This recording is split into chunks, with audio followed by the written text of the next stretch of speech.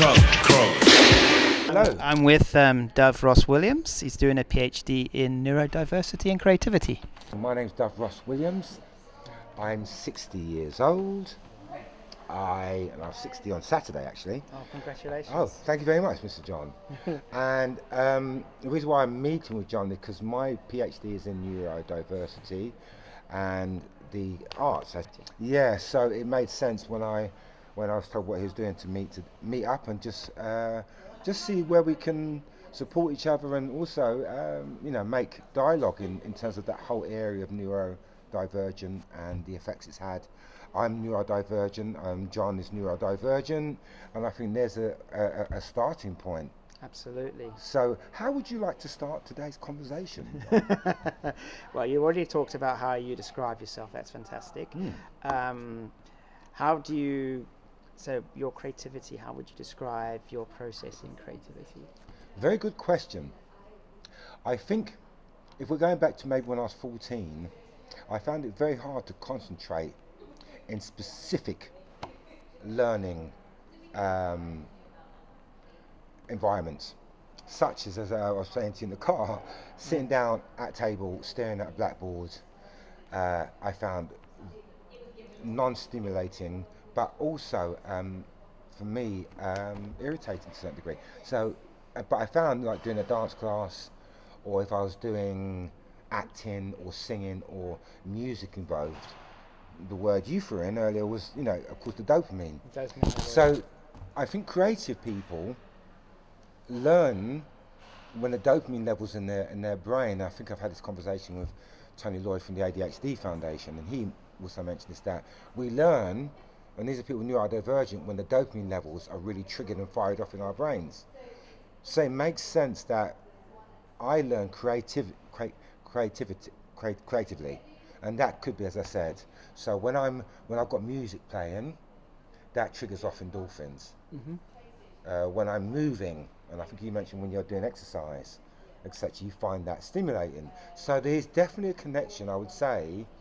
If you're talking about neurodivergent, and I'm not saying all neurodivergent people learn because there's music or because there's song or because they're moving, but there seems to be a connection with those art forms with the different elements of neurodivergent, whether it's Asperger's, whether it's dyslexia, or if it's attention deficit disorder. So I would say, for me, if you're talking about my area, which is probably ADHD, attention deficit order, my attention to be captured is through movement, music, sound. Right. So hence when you ask me how do I learn, it is definitely through the creative arts, and it's definitely my strong points of dance, music, singing. And now, over the last 10, 15 years, I've found myself very immersed in creative media. So that's, So that, when I was younger, that wasn't a thing. It wasn't. It wasn't around. YouTube's only been around since 2009, so yeah. So there you go. Yeah. So in 2000 is when I first started to get involved with all of the YouTube, online, Facebook. So I've seen the growth of all of that, and I thought, what a brilliant medium. And I felt that I could really get excited about that.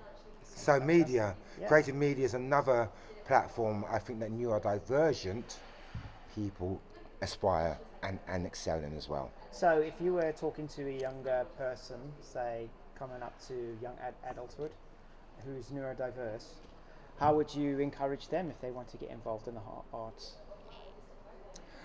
I don't think, usually you don't have to encourage them, because I think they're already in the arts, but but this is what I would say. I mean, maybe they don't understand at young age the association of learning, and I wish that was explained to me maybe when I was I'd say 13, maybe 11.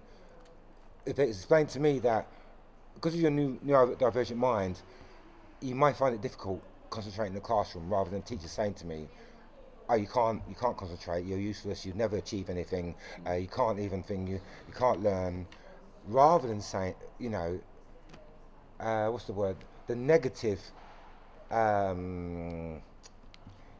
what's the word I'm looking for? All the negative things that were thrown at me, it could have ruined my childhood, and I think many young children were I ruined. relate to that very Yeah, much. So yeah, absolutely. told you can't do anything because it's from their mind perspective, but your mind perspective is on a totally different level. See what I mean? So, Yeah. so it's easy to ruin a child's life, or their career, or their dreams at a young age if you're not careful. And teachers and parents have a big responsibility to nurture those dreams, regardless. So, when I was younger, I was dreaming of all of these things, but for a teacher then to maybe try and stifle that, or because they didn't understand the way my brain was learning, to then say, because I didn't learn like most of the rest of the kids, that I wasn't intelligent, or that I was stupid, or that I think is, for me, what I would say to any young, especially neurodivergent young child is, you may learn a lot more through the arts, and there's nothing wrong with learning education and what you want to learn through the arts or artistically. There shouldn't be. Both are balanced out equally in life. And I'm not saying there's not space for, of course, maths and English and what the academics call, but there's also 50% is such important with your balance and movement and physical well-being, and then also, as I said before, song and the things those play in your life. So yeah, I think most children should not be given an option, but should have that ability to explore learning in either thing, whether it's more artistically and physically and practically, or more academically and visually, if they're that way of learners. And that's why I break down some people are more learners in visually and when I say practically and academically, and some young people learn hands-on and through artistic engagement. And how can I ask? How did you get for my recording? How did you get into the PhD program, and how did that come about? That was an accident. Very good question. It was an accident because I would have never, especially if you said when I was 15 or 16, remotely thought I would aspire to do a PhD. I mean, I did aspire, and I did go to uni, and I did go to the top dance school, but that's because it was physical, wasn't it? It was physical, but not only that, because Laban had Laban notation, which is supposed to be quite difficult, but I gravitate to Laban notation very quickly because it was something I enjoyed doing. Could you explain to us who don't know what that is? So Laban notation is learning dance through a mathematical equation and pictures and stickmen. So it's about way of recording dance through visual recordings and stickmen. And I found that way of putting down mathematical kind of ways of dancing quite easy. Whereas if you put me in a different way of learning maths, I found that difficult. So that was Laban notation. But going back to your question about how I fell into a PhD, so I did go to uni. I studied at Laban, and I got my degree, and a distinction in choreography in the first. Okay. And so that was really, for me, I knew I could aspire to do something, but I never thought I'd then go on to do a BA, a master's, or even a PhD. But after 25 years of my professional work, running my own companies, being a CEO, delivering projects and stuff for the city council, for arts council, and for schools, I suppose I'd already done a BA and an MA without knowing it. Do you know what I mean? It was weird, yeah. You got the practical experience. Yeah, not practical, but just doing. I had to do a lot of research. I had to do evaluations and reports for all my funding and put funding applications in. So over the years, I'd already started developing those key things of doing a BA and an MA, but not without knowing, if that makes sense. Wow. So when these professors put it in that light, they said, no, Dave, you've done 24 years as a professional in your work field area. You've done funding, you've done projects, you've delivered, you've done reports, you've done evaluations, etc., etc. So to transfer that into a BA or MA is probably even more than that MA or BA. So I went, oh, of course. So he said, if you wanted to do a PhD, we could put you forward with your 25 years work experience, professional. So that's how I came about doing a PhD, and now a lot more people from the professional field of work are falling into PhDs. And you talked about barriers growing up. Do you see any more barriers in society today that prevent people, do you think? I think people now, with all of this political correct thing in life, you know, all of the political correct things that are coming to light over the last, especially last 10, 20 years of being politically correct. So I've noticed a huge shift in schools of acceptance of neurodivergent young kids. So my son, who's neurodivergent, and I think they've now confirmed that it is genetic. So 3 out of my 5 kids are neurodivergent. So I think in society, if you're asking me what can change or if it should change, I think it has changed already. They are making a lot more safeguards and building in support.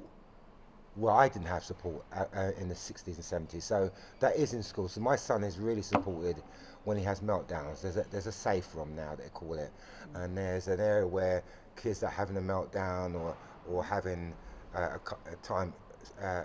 hard time concentrating, they can go to a room where there's music, there's some soft play, there's a punch bag in case you need to let off some steam. Yeah. So they've learned a lot, and they are putting safeguards in place for neurodivergent young people.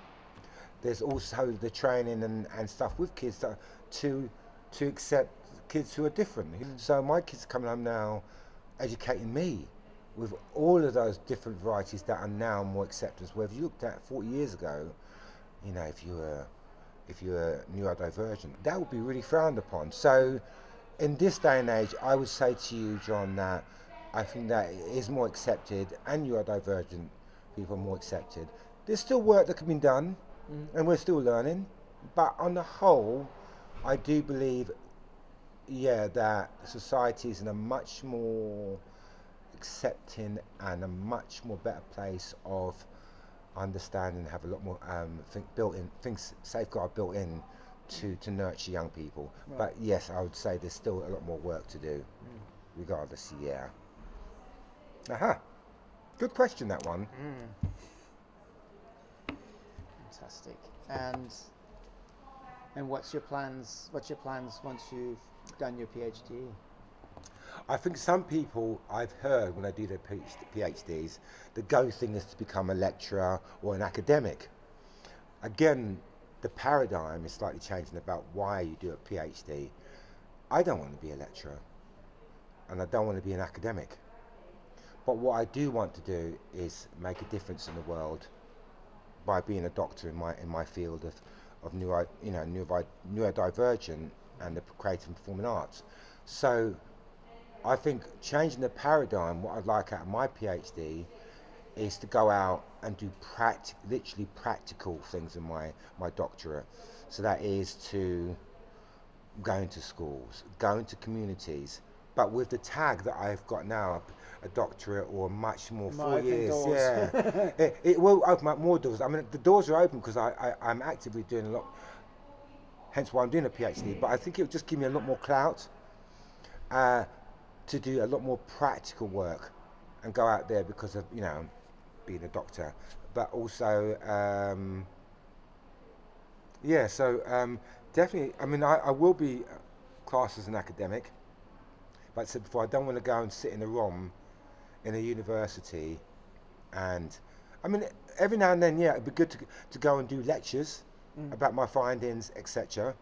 But I think if you ask me as an overall thing after my PhD, it's to go out and change the world in a practical way.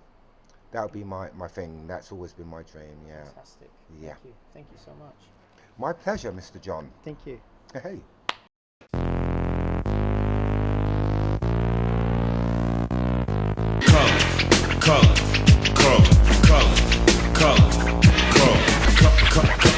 Color.